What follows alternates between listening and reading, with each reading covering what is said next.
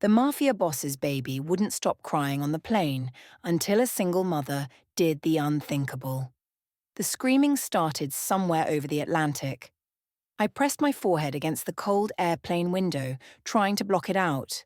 Economy seat 27C, the armrest cutting into my hip, my 3-year-old daughter Sophia asleep against me, clutching the rabbit I'd sewn back together so many times the stitches had stitches.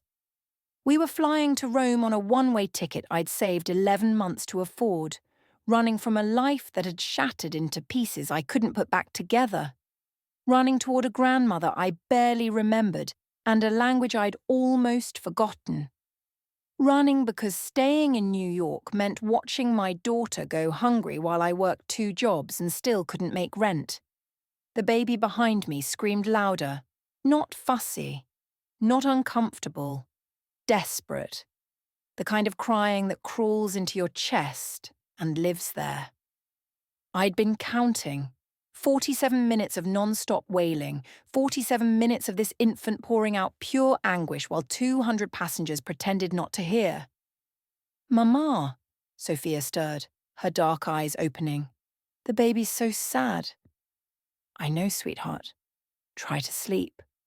But the crying intensified, became something I couldn't ignore anymore, because I'd been a pediatric nurse once, before Sophia. Before my husband walked out 3 months after she was born. Before I lost my job for missing too many shifts because daycare was unreliable and babies get sick and single mothers don't get backup plans. I knew the sound of a baby in genuine distress. And every cell in my body that remembered how to heal was screaming at me to help. "Stay here," I told Sophia, tucking the rabbit into her arms. "Don't move." I stood, turned, and my breath caught. 3 rows back, a man sat alone with a screaming infant. He was tall, even sitting down, with dark hair swept back from a face that looked like it had been carved from expensive marble and bad decisions. Sharp cheekbones, strong jaw, a suit that cost more than I'd made in a month back when I had a salary, but it was his eyes that stopped me. Storm grey, exhausted, absolutely terrified. This powerful, dangerous-looking man was completely falling apart. And the baby in his arms, 6 months old, red-faced, inconsolable, wore a designer onesie that probably cost more than my entire outfit. The seats on either side of him were empty, deliberately empty. Like everyone else on this plane had sensed something I was too desperate or too stupid to recognize, but the baby was still crying, and I still knew how to help. I moved down the aisle. His eyes tracked me like a predator assessing a threat. "I'm a pediatric nurse," I said quietly. "Can I help?" For a long moment, he just stared at me. Up close, he was devastating. Mid-30s, olive skin, a small scar through his left eyebrow, dark tattoos peeking from his collar and cuffs, the kind that suggested affiliations I shouldn't ask about. The baby screamed again, and something cracked in his expression, something that looked like desperation bleeding through careful control. "Please," he said. That single word, rough, accented, Italian underneath the English. It cost him everything to say it. Men like him didn't say please, didn't ask for help, didn't show weakness to strangers. But he said it anyway because the baby was crying and he didn't know what to do. I reached for the infant. He hesitated only a second before letting me take her. Immediately, I started my assessment. 6 months old, warm but not feverish, no rash. Breathing normally between screams. I cradled her against my shoulder, supporting her head, rubbing gentle circles on her back. Started humming an old Italian lullaby my grandmother had sung to me over crackling phone lines. The baby's crying shifted, not stopping but changing. "When did she last eat?" I asked. 2 hours ago. She took the whole bottle." His voice was rough, like he'd been silent too long. Is this normal for her? Something flashed in his eyes. Pain. Or guilt. I don't know. Those 3 words told me everything. This wasn't his baby. Or if it was, he hadn't been the one caring for her. Who normally takes care of her? Her nanny. She was supposed to be on this flight. Was supposed to be. Past tense. What's her name? For the first time, something almost soft crossed his face. Lucia. I shifted the baby so I could see her face. Hello, Lucia. Hello, beautiful girl. You've been scaring everyone, haven't you? Her eyes opened, dark brown, swimming with tears, but open. I checked her gums, red but not abnormally so, pressed gently on her stomach. She whimpered but didn't scream. Not gas. Her diaper was dry, clothes not twisted, no physical pain. This was emotional distress. A baby missing someone who disappeared. She's grieving, I said quietly. He went very still. Grieving. Babies grieve. They don't understand death or permanence, but they understand absence. She knows her nanny is gone. I looked at him directly. What happened? For a long moment I thought he wouldn't answer, then she died 3 days ago. Heart attack. The doctor said she didn't suffer. The words were flat, carefully controlled, but underneath I heard grief. I'm sorry. Are you? The question was sharp, challenging. Yes. We stared at each other. The plane hummed around us. Lucia's crying had quieted to whimpers against my shoulder. Other passengers pretended not to watch. She needs consistency, I said. Routine, familiar faces. Everything else in her life needs to stay the same. That's not possible. Everything has changed. Before I could respond, the plane hit turbulence. I stumbled. His hand shot out, steadying me with reflexes too fast to be anything but trained. His grip on my arm was firm, warm. For just a second we were very close. Close enough that I could smell his cologne. Close enough to see that his eyes weren't just grey but had flecks of blue. Close. Enough to see the exhaustion he was hiding. He looked like he hadn't slept in days. Looked like he was holding himself together through sheer force of will. Thank you, I said. He released my arm. What's your name? Elena. Elena Costa. Something flickered in his expression. Italian? Half. My mother's family is from Rome. And you're a pediatric nurse? Was. I'm between jobs. The euphemism tasted bitter. Between jobs. Like I hadn't been fired. Like I hadn't lost everything. Lucia whimpered. I resumed the gentle bouncing. She's exhausted. She'll probably sleep soon if she feels safe enough. And how do I make her feel safe? The question sounded like it cost him something. Hold her. Not like you're afraid you'll break her. Like you mean it. I stepped closer, transferring Lucia back to him, positioning his hands, adjusting his arms. He was warm, his suit jacket soft under my fingers. He held Lucia exactly as I showed him, following instructions with focused intensity. Lucia fussed briefly, then settled against his chest with a shuddering sigh. Her eyes were already closing. There. See? She just needs to feel you're not going to disappear too. Something crossed his face. Too fast to identify.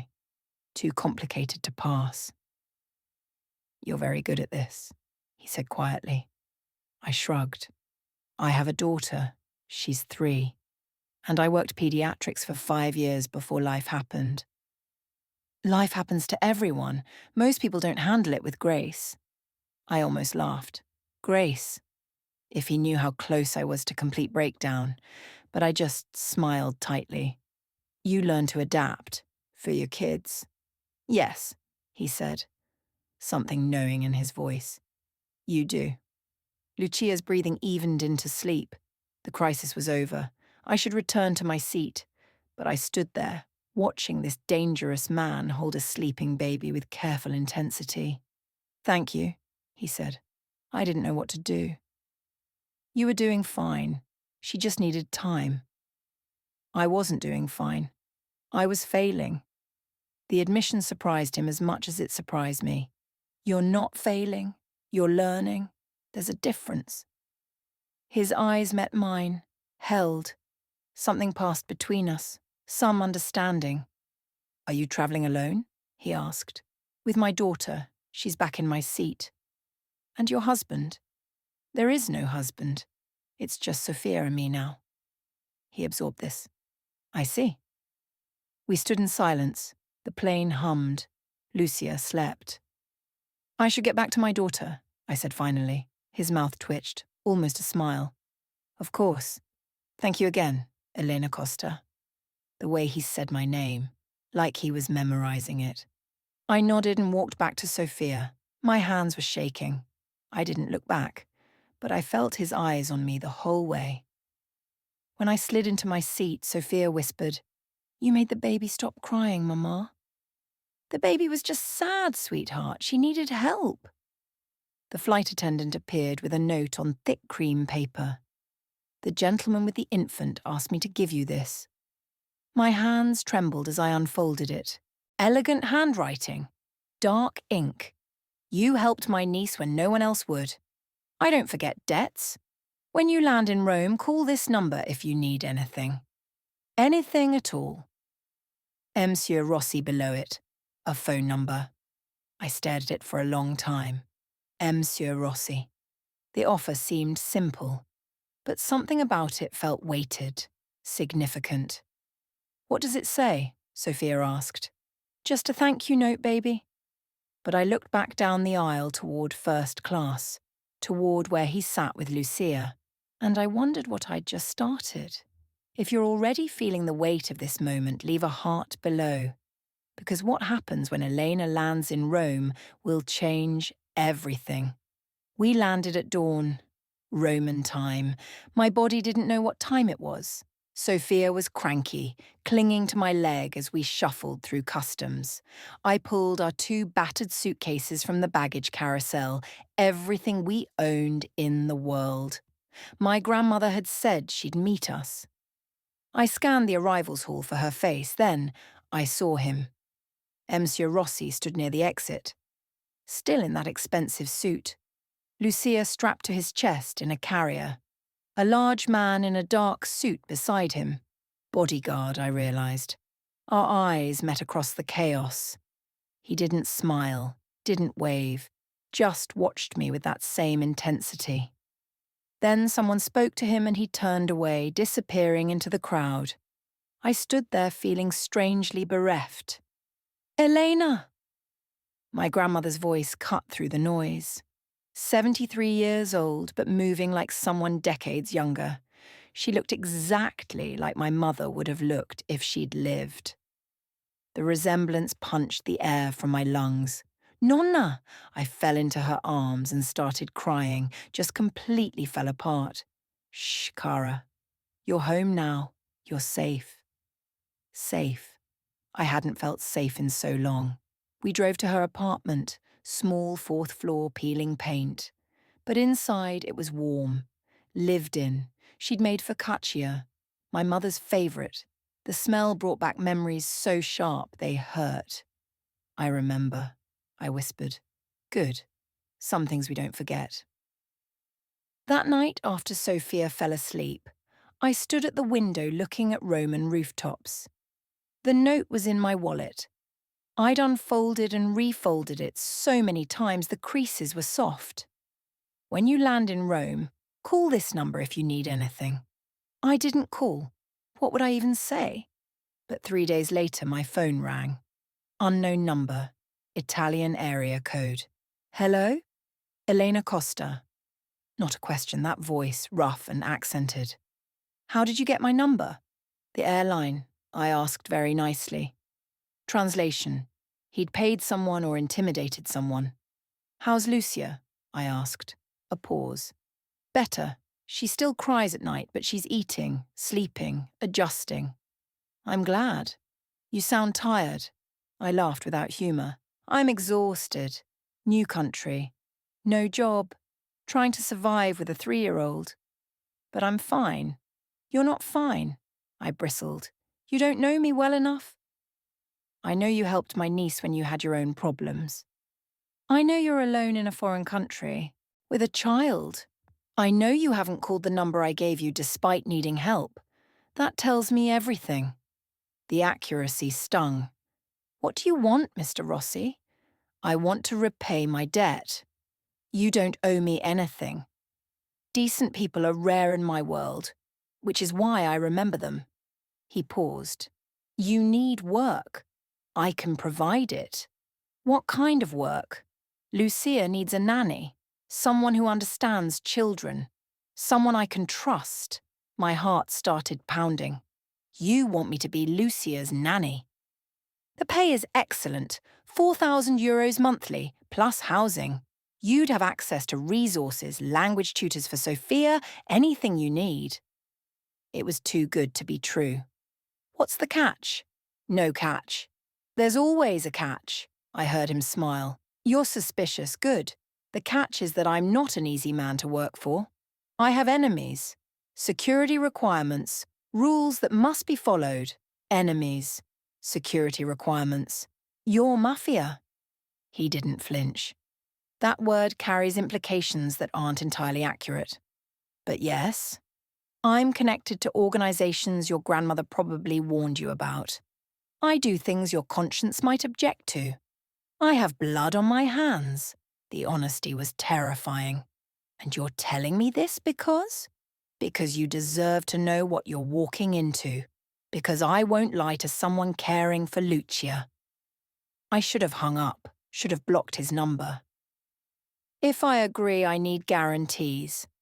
That Sophia stays separate from your business, that she's never exposed to danger. You have my word. How did your brother die? I asked quietly. His voice went rough. Violently. 6 months ago. His wife died with him. Lucia survived because she was with her nanny. I promised him I'd protect his daughter if anything happened. And 3 weeks ago, the nanny had a heart attack, which is why I was on that plane trying not to fail at the one thing my brother asked of me. The weight in those words, the impossible responsibility. I'll do it, I heard myself say. On one condition, you're honest with me. About threats. About anything that could affect Lucia or Sophia. You're braver than you look. I'm desperate. There's a difference. No. Desperate people make reckless choices. You're making calculated risks. That's bravery. So, do we have a deal? We have a deal. 2 days later, a car picked us up, drove us through Rome toward the hills, through gates with security, up a drive lined with cypress trees, toward a villa that made my grandmother's entire building look like a garden shed. Holy... I stopped myself. Sophia, this is where Mama's going to work. Matteo emerged from the villa. He'd told me his name on the phone, Matteo Rossi. He looked different in daylight. Dark slacks, white shirt, no jacket, casual but still more polished than anyone had a right to look. Lucia was on his hip. Welcome, he said. The villa was overwhelming. Marble floors, crystal chandeliers, artwork that belonged in museums. He showed me the nursery, perfectly equipped, the guest house where Sophia and I would live, 2 bedrooms, full kitchen, private entrance. This is too much, I whispered. It's what you deserve. Over the next weeks, I fell into a rhythm, caring for Lucia. She was easy once you understood her needs. Smart, already trying to crawl. I fell in love with her, couldn't help it. Sophia thrived, played in the gardens, made friends, was happy. And Matteo. God, Matteo. He kept his distance at first, professional. But there were moments when our eyes would meet and something electric would pass between us. When he'd teach me Italian during Lucia's naps and his hand would brush mine. When I'd catch him watching me with an expression I couldn't quite name. 1 month in, everything changed. Lucia spiked a fever at 2 in the morning, 103.5, rising fast. I called Matteo. He was there in minutes, still in pajama pants. No shirt. I tried not to notice the tattoos covering his chest and arms. Tried to stay professional. We took her to the hospital. Private. Exclusive. Doctors scrambled when Matteo Rossi walked through the doors. Viral infection. They wanted to keep her overnight. We stayed. Spent the night in uncomfortable chairs watching Lucia sleep, watching her fever slowly drop. Matteo barely moved, just sat with his hand on Lucia's tiny foot. "She'll be okay," I said quietly. "You don't know that." "I do. I've seen 1,000 cases like this. She's strong." He looked at me, eyes hollow. "What if I lose her too? What if I can't keep my promise to Marco?" The vulnerability in that question. "You won't lose her. I won't let you." I reached for his hand. "We're in this together." His fingers tightened around mine. "I don't deserve you." "Probably not, but you're stuck with me anyway." At some point I fell asleep, woke up with my head on his shoulder, his arm around me. Lucia's fever had broken. "She's okay," he whispered. "Told you." We stayed pressed together, neither of us moving. Finally Lucia stirred. Matteo went to her, spoke soft Italian. She smiled. And Matteo Rossi, dangerous Mafia don, started crying. Quiet tears he tried to hide. I left him that moment, gave him privacy. When I returned with coffee, he'd composed himself. "Thank you," he said, "for being here, for helping. We're in this together, remember?" Something shifted, something that had been building for weeks. "Matteo—" "I know. We can't. This is complicated enough. I know." But neither of us looked away. That night, after Lucia was home and sleeping, I found him in his office. "We need to talk," I said. "Probably." What happened at the hospital was a medical emergency. Emotions were high. It didn't mean anything. The words felt like lies. Right. I just wanted to make sure we were on the same page. "We are." I should have left. Instead, I asked, "Are we? Because I haven't been able to stop thinking about you for weeks. And I'm pretty sure you've been thinking about me too." Silence. Then he stood, walked around his desk, stopped close. "Elena, this is a terrible idea." "I know. I'm dangerous. My world is violent. I can't promise your safety." "I know." "And you still want this?" "Yes." He closed the distance, cupped my face. "Then you're either very brave or very foolish." "Both?" He kissed me. Finally. After weeks of tension and almost moments. Kissed me like I was air and he'd been drowning. I kissed him back with everything I had. We broke apart, breathing hard. "This changes everything," he said. "I know. If you're in my life this way, you become a target. Then we'll be careful. Elena, I've spent 3 years playing it safe, Matteo, and my life fell apart anyway. Maybe it's time to choose what risks are worth taking." He pulled back to look at me. "And you think I'm worth the risk?" "I think you're terrifying and dangerous and probably going to break my heart. But yes." Something in his expression cracked. "You're going to ruin me, Elena Costa." "Good. You're going to ruin me right back." For 3 perfect weeks we were happy. Stolen moments. Quiet intimacy. Building something beautiful. Then the attack came.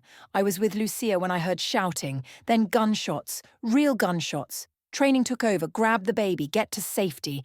I ran, got Sophia and Lucia into the closet, texted Matteo. "Shots fired, we're secure. More gunshots, closer, men in the garden, armed, security fighting back." Lucia started crying. I covered her mouth, hated myself for it. Time stretched, minutes like hours. Then silence. The door opened. "Elena!" Matteo's voice. He appeared. blood on his shirt, fury in his eyes, completely unharmed beneath the blood. "Are you hurt?" "No, we're fine." He held us all. "You're safe now, I promise." But I was shaking, because this was real. This was his world. What happened? Rivals. They thought they could take me in my home. They were wrong. He said it like discussing the weather. "This won't happen again." "You can't promise that." "I can. I'm moving you somewhere safer." We left that night, drove to a remote villa, surrounded by hills, isolated, fortified. "You're safe here," he said. "I promise." I wanted to believe him. 2 days later, the final attack came. Dawn. Alarms screaming. Matteo burst in. "Safe room now!" We ran, sealed ourselves in. I held a gun with shaking hands, waiting. Hours passed. Gunfire, explosions, then silence. Finally, the door opened. Matteo stood there, covered in blood, but alive. "It's done," he said. "They're all dead. We're safe now." That night, after Sophia and Lucia were asleep, I found him. "This is insane," I said. "I know. I should take Sophia and run. I know. But I'm not leaving." "Why?" "Because I love you. Because everyone leaves you and I'm not doing that." He pulled me close, buried his face in my hair.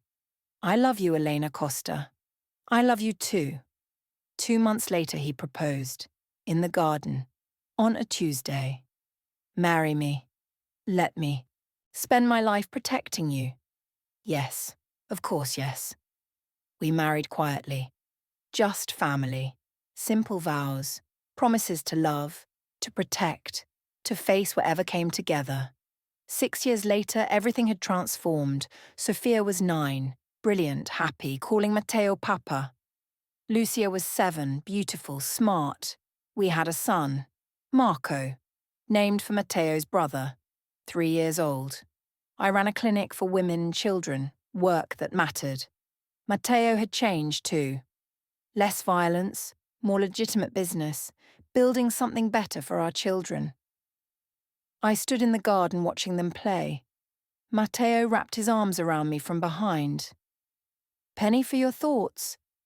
Just thinking about that first flight, about how I almost didn't help. But you did, you changed everything. We changed everything together. Do you regret it? Any of it? I thought about it, really thought. About the attacks, the fear, the danger. No, not even the scary parts. Because they led me here, to you, to this family, to this life that's messy and dangerous and absolutely perfect. He kissed me. Soft. Sweet. Our children's laughter filled the garden, and I realized this was it. This was everything. The Mafia boss's baby had cried on a plane, and a desperate single mother had done the unthinkable. She'd helped. She'd chosen compassion.